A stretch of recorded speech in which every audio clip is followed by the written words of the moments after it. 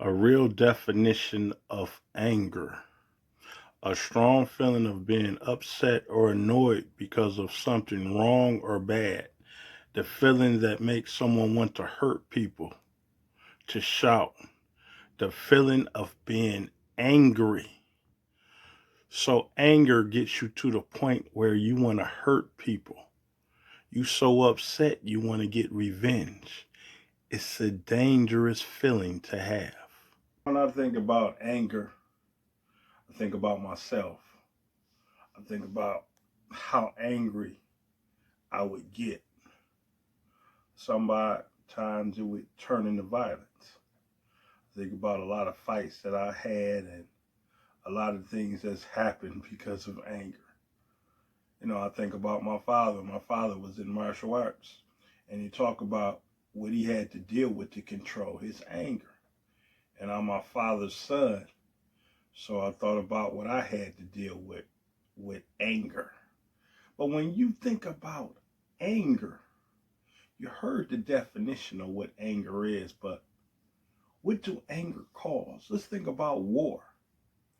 One country hate another country. So you go to war, you kill each other off. Think about the Vietnam War. How many people died in the Vietnam War? You think about the Crusades, Christians and Muslims fighting. How many people died in those wars? Wars, period. World War I, World War II. All because one country felt they was disrespected for another country, or you didn't follow our guidelines, so we going to war, or we want an excuse, we want to make a democracy. I mean, no matter how you look at it, it's still death. It's still violence. Why? Because of anger. Think about revenge. Somebody do something to you, somebody do something to your family, so you take revenge on the other family. When I think about revenge, I think about the mafia. Think about all the killings that has took place because one mafia family was against the other mafia family. Now they wiping everybody out. Then you get innocent people that get caught in the crossfire. So when you think about anger, anger is a big deal. Violence. All the violence because of anger. Somebody gets angry, your crew will get somebody else's crew. Gangs. Bloods against the Crips. Vice lords against gangster disciples. I mean, it constantly goes on. There's probably other gangs I didn't even mention. But the point is, gangs are formed because of anger. They want control. I want control with this city. I want control with this neighborhood. I want control of this block. So now y'all going to war in the street, and what happens? Violence. We're not even going to talk about drugs. You selling on my block. So now y'all go to war and kill innocent bystanders. Kids get killed. All because of anger. They're not even going to talk about death. I mean, you think about death, it's hard enough dying from natural causes. Trying to stay healthy, trying to eat right, trying to make sure you're doing everything you can to survive. Then because of anger, you get killed. Road rage. He cut me off. So now you kill the person because they cut you off. That's a form of anger. We're not even going to talk about a big one. Love get involved. You took my girlfriend.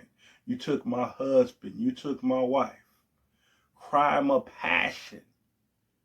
That all comes down to people being angry, people being upset, people not over being able to control their emotions. It all comes down to how you communicate with a person. Maybe you don't have good communication skills, so because of a misform of communication, somebody takes something wrong and now they get angry. Now they're offended. And because you don't make it right. You don't make it right because you don't know how to make it right. Nobody taught you how to communicate. Nobody taught you how to deal with your feelings. That's a lot of people's problems. They don't know how to handle their feelings. Once you learn how to handle your feelings, and once you learn that certain things is not even a big deal, for the most part, you won't even get angry. So my suggestion to people is calm down. It's not that serious.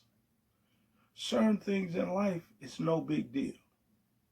So once you learn how to calm down and you learn how to handle yourself better, you learn how to communicate with people better, you'll be fine. Because a lot of people get angry over things they can't control.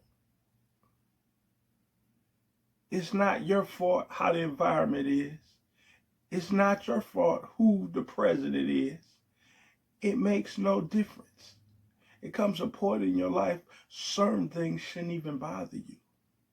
Certain things people say to you shouldn't even make a difference. So what?